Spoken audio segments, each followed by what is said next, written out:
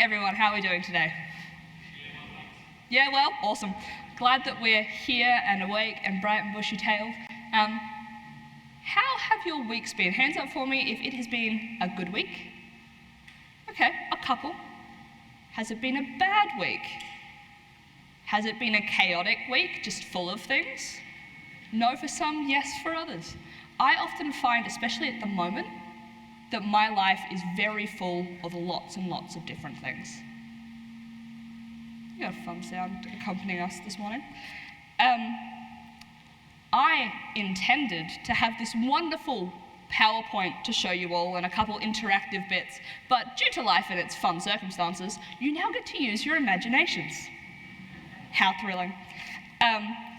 So, the title of today's message is Shalom is not peace, which sounds a bit weird because often we hear shalom used in the Bible or spoken and we go, oh yes, that means peace. Go in peace, have peace. But that's not it in its entirety. Peace is a very common word to be thrown around in every language. In our own language, you probably would have seen people like hold up a peace sign or, like, peace be with you. We did it this morning. We passed the peace. It's also common in many other languages. It's nice to wish that upon someone, to ease the load of somebody else, to hope that they have the peace in their mind to do what they need to do and do it well. But the word shalom does not actually mean peace. It means a wholeness, a completeness. It's something completely fulfilled without flaw. If you think of the way that we use the word peace, we make peace with someone that we've had a fight with. There are times of peace, which is normally an absence of war. It's not just removing the bad thing, but it's the addition in of something good as well. If I were to have a fight with my sister and then make peace with her, it's not that we're not fighting anymore, but we've reconciled that relationship. I'm trying to think of a good example. When in the Bible there were times of peace, there had been a war, and the two towns had reconciled with each other and then were working for each other's benefit. It's not just the removal of something, but the adding of something else that makes it whole, which is where shalom is used most. It's used in Isaiah 9 verses 6. Jesus is the Prince of Peace. There is a Prince of Peace coming. If you move it back to the original text, there will be a Prince of Shalom. Wholeness, reconciliation. Jesus came to remove the dirt and build us up, put us in reconciliation with the Father. It's used in Isaiah, again, meaning health. Wishing shalom upon someone is the fullness and wholeness of their health. It's used in Nehemiah and Jeremiah. They're building a wall, they're building the temple, and adding in the last bricks makes the temple whole. It's shalom in a building. There is shalom of the heart, the fullness and wholeness of heart. There is no things that are grieving that, and we then can outpour. It is something whole and complete. But our life is complex, and it can be really hard to hold that completeness or think that we are. Think of a diamond. Most of you know what a diamond is, if you do not already own one or have bought one for someone else. It's very common in our society to give that as a proposal of marriage. They're beautiful, they're very shiny. That's not how they are in nature though. In nature, they are a compressed brick of carbon. They're often very cloudy, they've got other minerals in with them, they've got a lot of rocks. If you picture a rock, some of you might picture a cliff, some of you might picture a pebble. If our shalom is like a diamond, it is raw. It has all of these other things mixed in, and as we work on the areas of our life, we have to cut away at those things. Now that might sound literally impossible, because it is a little bit to be like, okay, I have this messy clump, and now it's pretty, and it's whole, and it's perfect, and it's going to stay that way forever. For those of you that wear jewellery, you know that it clouds over time. You need to put in some upkeep in that area. How does those two things function in together? For us to have peace and have this shalom and wholeness of life, we need to look at what the words mean. We have peace, we have health, we have well-being, a community around us, our friends and our family, and all of these things together make us whole. How do you work on all of those things at once? You physically can't do it. You can't be like, okay, well, I'm going to work on spending more time with my family, but I also need to spend more time at church, and I have that thing at work that I need to do, and how do I do all of those things at a time? If you find out, let me know. I would like to be able to do everything at once, but I can't. Every area of our life has a relationship in it, whether it's your relationship with going to work, your relationship with a family member, your relationship with God. And if we approach those things like a relationship, we then have steps that we can put in place to work on building up to shalom, that wholeness. I look at a situation and I'm going to go with, you have a partner and you have a fight with them. Or an issue comes up and you go, okay, I care about this area of my life, I want to work on it. What is the issue here? What is the bad thing that is affecting this? And so you talk about it, you go, okay, what happened to make this situation uncomfortable? Oh, well, I didn't know what you were doing today and that really stressed me out. Okay, wonderful. We've pinpointed the negative thing. How do we remove that? The solution there is, okay, well, at the start of the day, we're going to talk about what we're doing so that we know where each other are going, the expectations, how much time we get to spend together today. You've identified the solution, how to remove that from that issue. If you do not work on that, you just identify it, you go, that's awesome, nothing happens. If you try it once, it works, but does it completely fix the situation? No. You need to keep doing it. You chisel away slowly by slowly, and then eventually, after a lot of repetition, that area no longer has that issue. Sometimes things require more attention than others. Our life changes, and so does this process. Sometimes you work on one thing with your friends, you're like, wonderful, I've sorted out that area that was causing me the most stress. And now you move on to something else. It's summer in Australia. I know that my backyard has a lot of mosquitoes. We have this lovely rainwater tank that doesn't get used for anything but watering the garden. And what that means is that it's stagnant a lot of the time, which means it's a breeding pool for mosquitoes, which means we end up with a lot of mosquito bites if people forget to shut the door. I'm sure you can all relate to this. You have a mosquito bite, you go, man, that really itches. I know I shouldn't itch it because it's going to make it worse. So I'm going to put Mozzie Bite cream on it, or my mum's favourite is she used to tell us to put a cross in it with our nail. I don't think that's ever worked for me, but apparently it does. But all of a sudden, you put the Mozzie Bite cream on and that Mozzie Bite stops itching. And then you realise that you have another Mozzie Bite that now itches more. And so you need to turn your attention from the one that you've worked on and fixed to that other area. And then you deal with that one and lo and behold, there's another Mozzie Bite.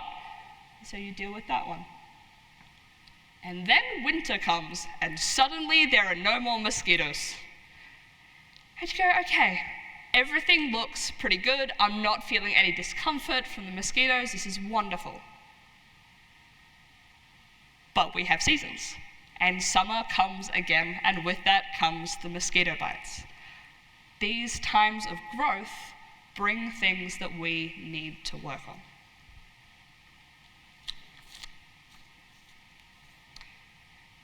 It's a lot to work on, and it can be a lot to work on.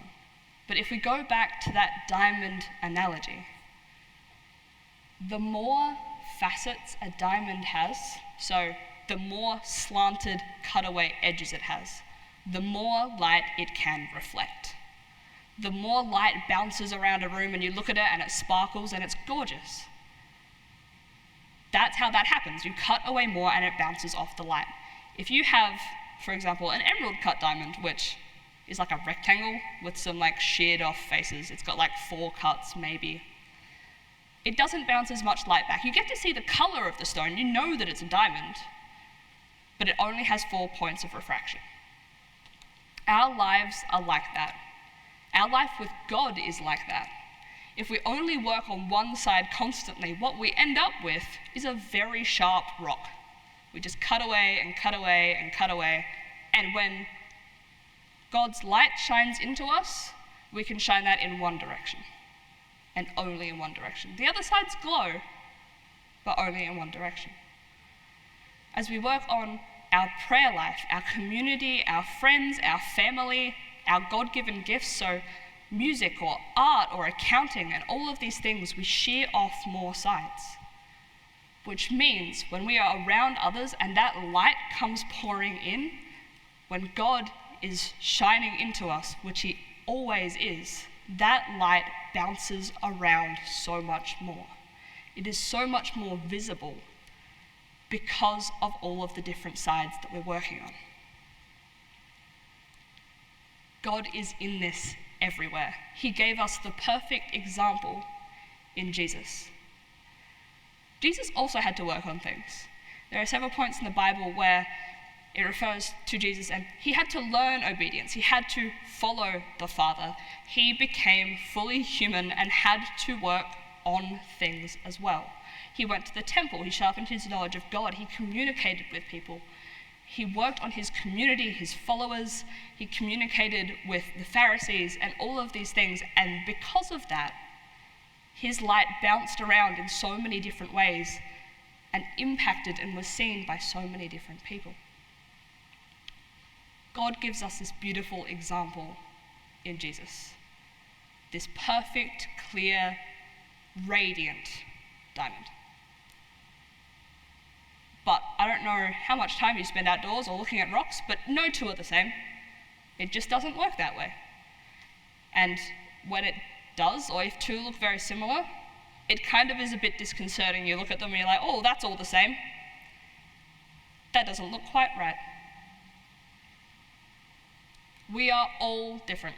We are all unique, and like cutting away a diamond, there is a different path to get there every time. If you cut off one side and then the other, you've got to keep rotating it to keep those sides even, well rounded out. Sometimes you've got diamond on one side, a bit of silicon in the middle, and some more diamond on the other side. You've got something in the middle there that you need to cut around and work around. Our path to shining God's light will never be the same as someone else. It will never be the same as Jesus, because we are not the same people. But each diamond has a way that it can be cut, that it shines its light best. We all have things that we are gifted in that shine light differently, that reaches things a different way. So, coming into this week and moving forward, you might be going, okay, Lauren gave a message. I think I know more about diamonds now. There was no PowerPoint, so I had to use my brain. How is this applicable to my life? I'm so glad you asked.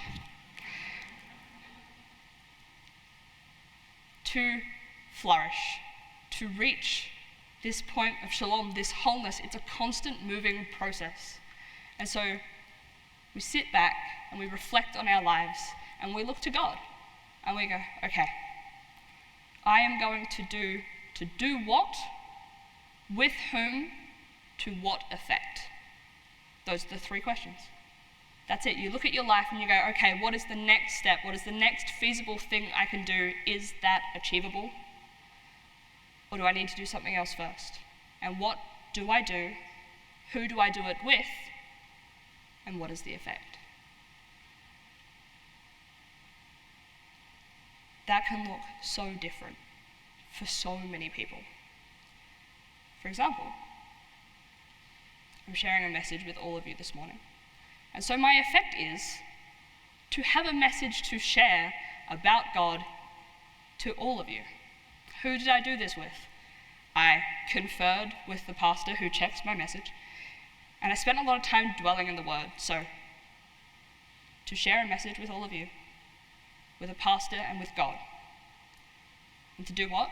To write the message. So I wrote a message with pastor and God, and the effect is that I now get to share that with all of you. When we simplify those things down and put one foot in front of the other, we get so much closer to reaching this fullness. This is only one facet of my life, and I have so many other facets to work on, and so do you. To become who God wants us to be. He is loving, and He wants us to shine as well as we can, and sometimes that is hard, and sometimes that is easier. Sometimes that involves chiseling away at something slowly, and sometimes all we have to do is just polish up a bit. But He is there with us every step of the way, waiting for us to come to Him and humble ourselves and be like, Lord, I need your help. And He goes, absolutely, let's go. And so, going into this week, I encourage you to look at this. Look at your life. Okay, what am I doing, with who, and what is my effect? Before we move into our next time, I'm going to leave you with a word that me and one of my classmates were talking about. You all know what a babushka doll is? Yeah. And we've talked about Shalom now in its completeness and wholeness. And the farewell our class has started saying to each other is babushka Shalom, which is, I wish you wholeness in every area of your life and the strength with God that it takes to get there. We are going to move into